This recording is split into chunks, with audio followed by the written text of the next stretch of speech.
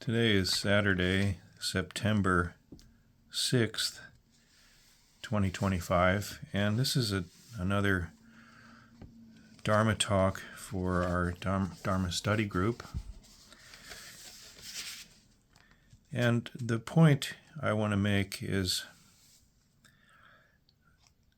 if where you stand is reality, then your actions have power.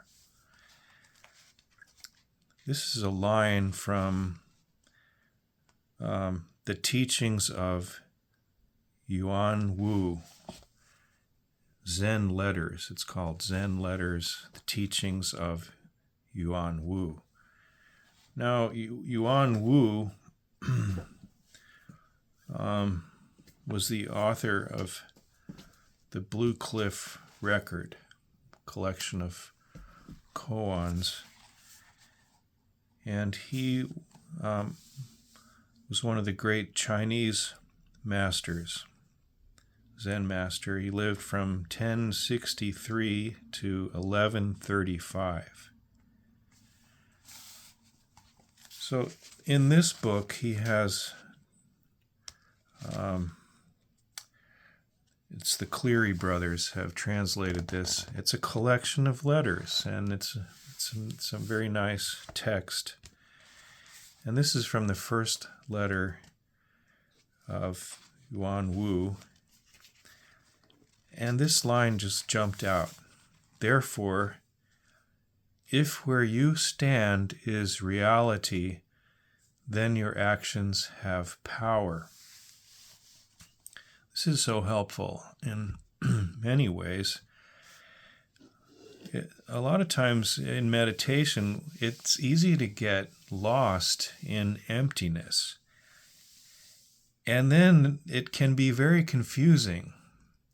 What is reality? What is real? What is not real? And so here is a really strong guideline. Reality is right now. There is reality. The reality is right now, and where you stand is reality.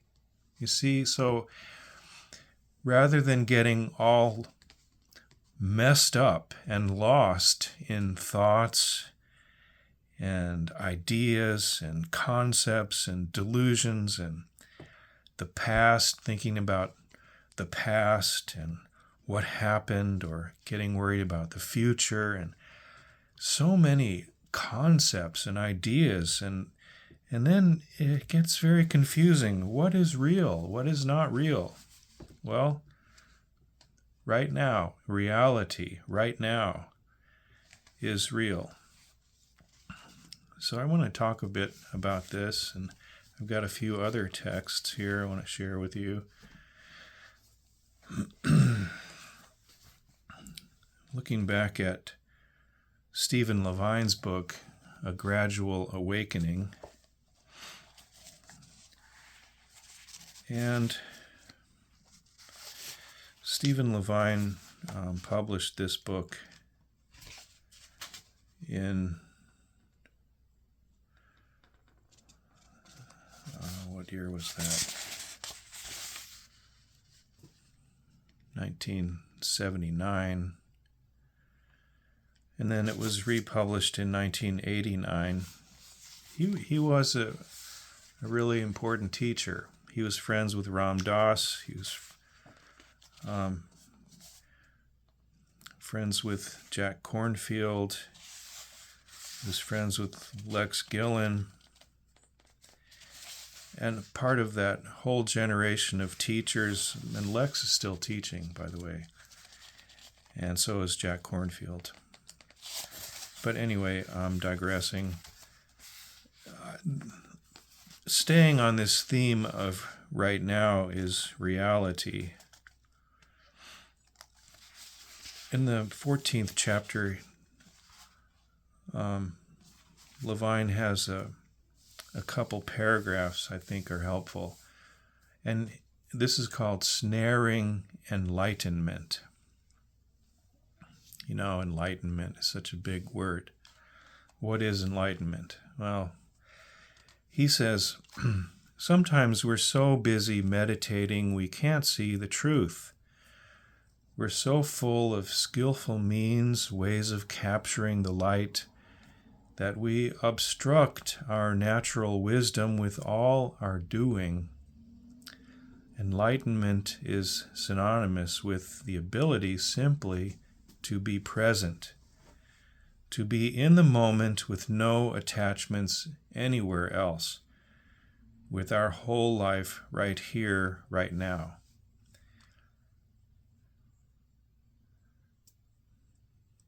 To be in the moment with no attachments anywhere else, with our whole life right here, right now.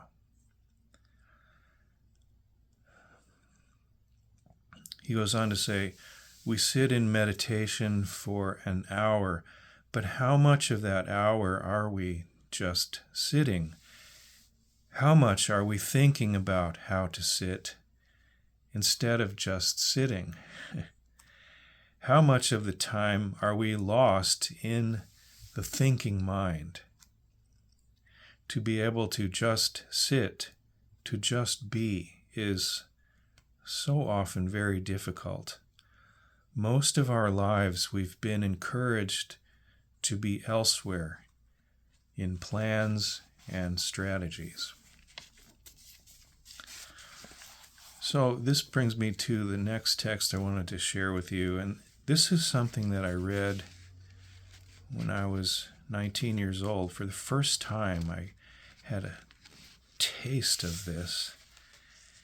I went to one of my college professors, Larry Hickman, Intro to Philosophy, and I was asking him about time, and I was just in this inquiry about time. What is time? What is that? Where is the past? What is the future?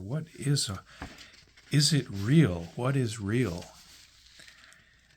And so Larry said, why don't you go just read anything by Alan Watts? And so I went to the library and I found this. I mean, they had all of Alan Watts's books there, but I picked up this little book called Time, because that's what I was really interested in exploring, and I wanted to see what he said about that. And his idea was that time is really a construction, that we're taught a lot of ideas about time, and that time flows from the past and into the future. And so we have a linear idea about time, but if we really look, that's not what our experience is. And in this book, he had a little exercise. He said, you can overcome this impression of time flowing from the past and into the future. Just begin with an experiment in meditation. Approach the world with your ears. Approach the world through your ears, through hearing. So if you shut your eyes, you can do this right now. Shut your eyes and make contact with reality, purely with your ears. You will realize that the sounds you are hearing are all coming out of silence.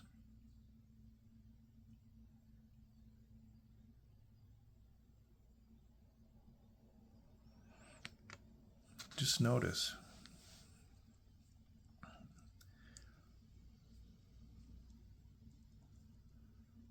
The sound just comes out of silence. It comes out of nowhere. It's curious, isn't it?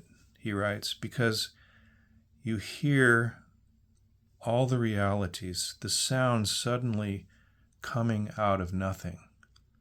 So sound shows us this just in our experience right now. It's so simple.